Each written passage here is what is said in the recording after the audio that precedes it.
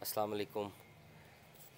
جیسا کہ آپ سب لوگ جانتے ہیں، جاوید اقبال صاحب کا بیٹا ہوں میں، میرا نام ڈاکٹر احمد ہے، اور کچھ سوالات میرے ذہن میں تھے جو میں پوچھنا چاہ رہا تھا کہ والد صاحب سے اپنے پوچھوں، جو 2-4 دن سے میرے دماغ میں گھوم رہے ہیں، جن کا جواب مجھے ابھی تک نہیں مل سکا۔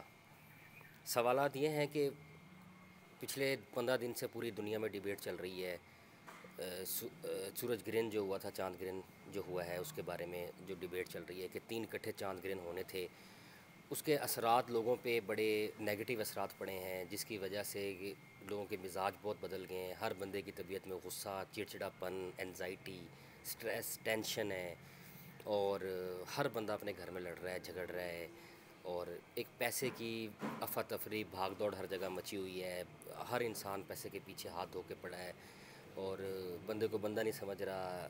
ایک سوال تو میرا یہ ہے، اور دوسرا یہ ہے کہ سڈنلی ویدر اتنا چینج ہو گیا ہے، بارشیں ہو رہی ہیں، بجلی چمک رہی ہے، اور اس طرح کی چیزیں ہو رہی ہیں، تو یہ وٹ از دس، یہ سب کیا ہے؟ میں پوچھنا چاہ رہا ہوں تھوڑا سا، پلیز تھینک یو۔ آپ کا علم ذرا زیادہ ہے، تو لوگ آپ سے پوچھتے ہیں، میں نے سوچا میں آج آپ سے پوچھوں کہ کیا ہے، تھوڑا بتائیے گا پلیز۔ آپ نے ایکچولی نا 2 سوال بیٹا پوچھے ہیں، 2 ڈیفرنٹ سوال پوچھے ہیں۔ پہلا آپ نے کہا ہے کہ یہ جو قدرتی فینومیناز ہوئے ہیں، تو نبی کریم صلی اللہ علیہ وآلہ وسلم کی زندگی میں بھی چاند گرہن ہوتے تھے، سورج گرہن ہوتے تھے۔ آپ کس دنیا میں تشریف لانے سے پہلے بھی ہوتے تھے، جب سے یہ دنیا کائنات بنی ہے۔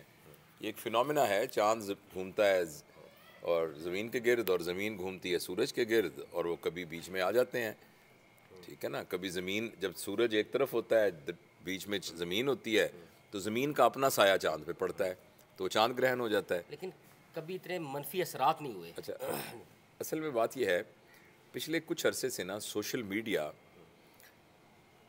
جہاں اس کے بہت سارے فائدے ہیں، وہاں سوشل میڈیا سنسنی پھیلانے کے کا بھی ایک بہت بڑا ٹول بن گیا ہے، ہائپ کریٹ کرنا۔ ہائپ کریٹ کر دیتا ہے۔ اور انسان کی طبیعت اس قسم کی ہے کہ وہ مزے والی چیز، اچنبے والی چیز، اچانک والی کوئی چیز، حیرانی والی کوئی چیز، اس کو وہ فوراً کیچ کرتا ہے۔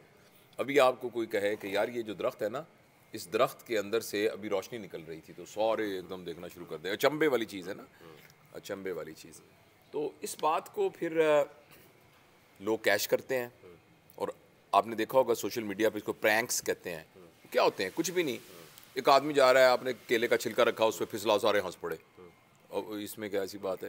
لیکن لوگ ہنس رہے ہوتے ہیں، اور بعد میں دیکھتے ہیں ملینز تک اس کے ویوز گئے ہوتے ہیں۔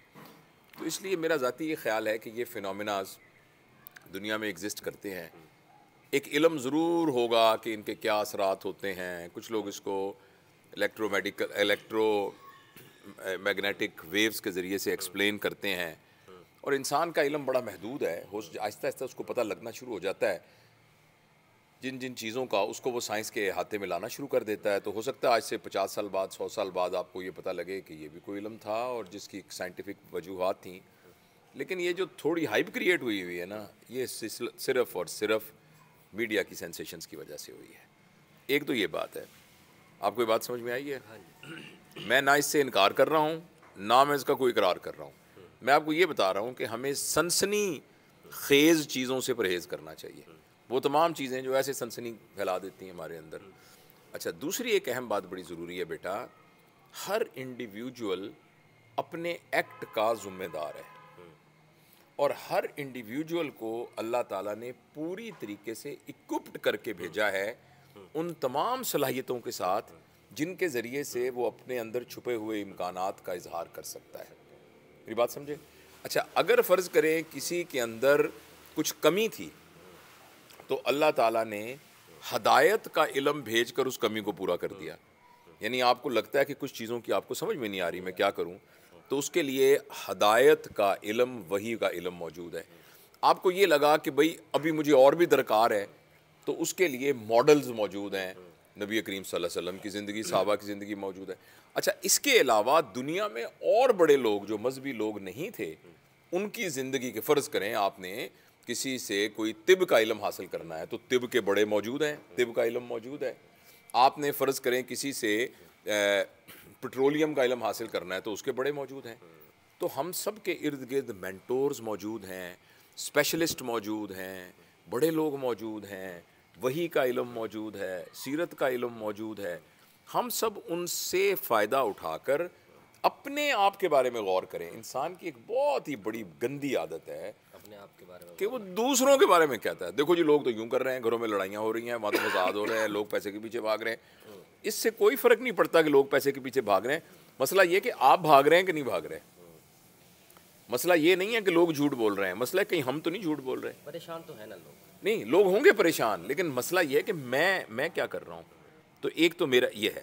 تو اس لیے ہمیں اس سارے میں یہ کرنا چاہیے کہ ہمیں جو اللہ تعالیٰ نے نبی کریم صلی اللہ علیہ وسلم کے ذریعے اور پھر ہماری عقل کے ذریعے جو دنیا کا علم موجود ہے سارا کا سارا, سائنس کا علم بھی اللہ کا کریٹ کیا ہوا علم ہے, اس کے ذریعے سے اپنی زندگی کے لیے فیصلے کرنے چاہیے اور اس کے مطابق اپنی زندگی کو کنڈکٹ کرنا چاہیے, اور سنی سنائی باتوں اور افواہوں کے اوپر توجہ نہیں دینی چاہیے, اور دیکھنا چاہیے کہاں مجھ سے غلطی ہو رہی.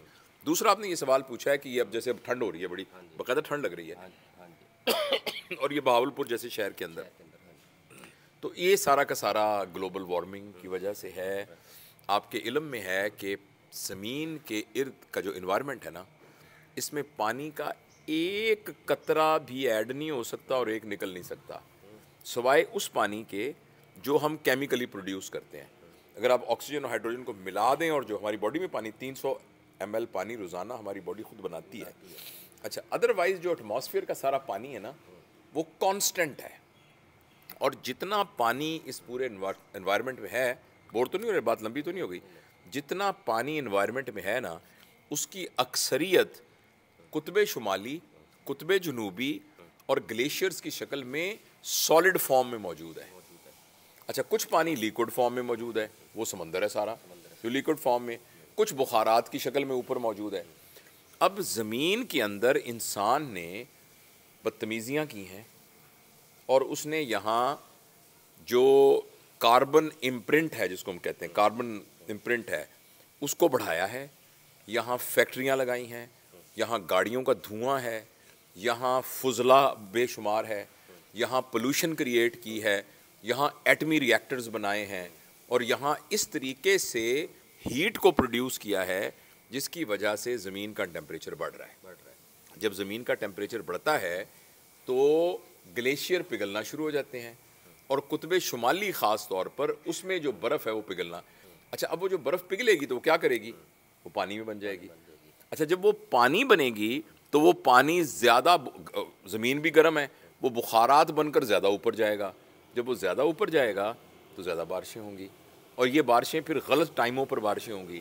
جب غلط ٹائموں پر بارشیں ہوں گی تو اس کے ذریعے سے جو فصلوں کا نظام ہے ان کے اگنے کا, کیونکہ فصلوں کو ایک خاص ٹائم پر دھوپ چاہیے ہوتی ہے, خاص ٹائم پر بارشیں چاہیے ہوتی ہیں, لہٰذا یہ جو موسموں کا تغیر ہو رہا ہے, اور عجیب عجیب, جب سردی آتی ہے تو اتنی سردی آتی ہے کہ ناقابل برداشت, اور گرمی آتی ہے تو جیسے بہاولپور میں 50 کے قریب ٹچ ہونے کو آیا تھا, جو کہ لیویبل نہیں ہے.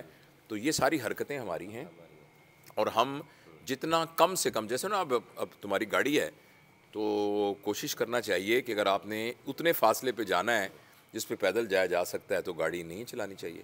ہم میں سے ہر شخص روزانہ کاربن امپرنٹ دے رہا ہے, ہم اپنے کاربن امپرنٹ کو کم کریں. جتنا ہم کم کریں گے اتنی ساری چیزیں ہوں گی. بہرحال وہ جو آپ کی پہلی والی بات تھی اس کے لیے میں آپ کو دوبارہ یہ کہنا چاہوں گا کہ ہم سب نا ارد گرد دیکھنے کی بجائے اپنے اوپر جھانکیں اور یہ دیکھیں کہ مجھ سے کوئی غلطی تو نہیں ہو رہی, اور اپنی اصلاح کی کوشش کریں. آئی ہوپ کہ you satisfied with this answer, yes, thank یا یو, کچھ اور اس میں کیوری ہو. Thank you very much.